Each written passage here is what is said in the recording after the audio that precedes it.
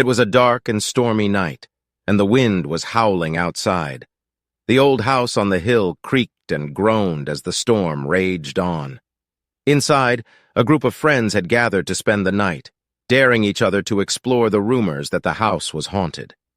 As they settled in for the night, they heard strange noises coming from the walls. The floorboards creaked under their feet, and the doors rattled in their frames.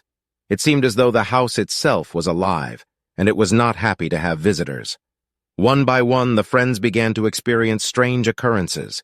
Doors would slam shut on their own, objects would move across the room without explanation, and eerie whispers could be heard in the dead of night. They tried to brush it off as their imagination, but the feeling of being watched never left them.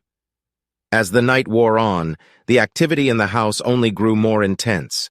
The friends heard the sound of footsteps coming from the attic, but when they investigated, they found nothing.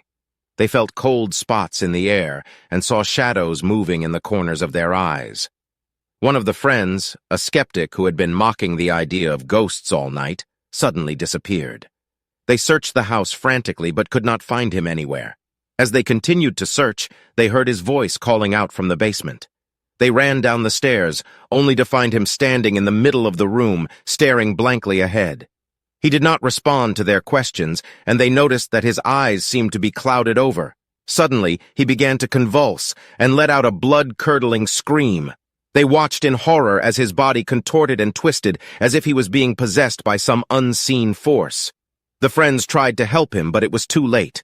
He was gone, and in his place stood a dark figure with glowing eyes and a menacing presence. The friends realized that they were dealing with something far beyond their understanding, something evil that had been lurking in the shadows of the house for years. They tried to run, but the doors and windows were all locked tight. The house seemed to be holding them prisoner, refusing to let them escape. As they huddled together, trembling with fear, the figure approached them slowly. It was then that they saw the words etched into the wall behind it, written in blood. "You are all mine now."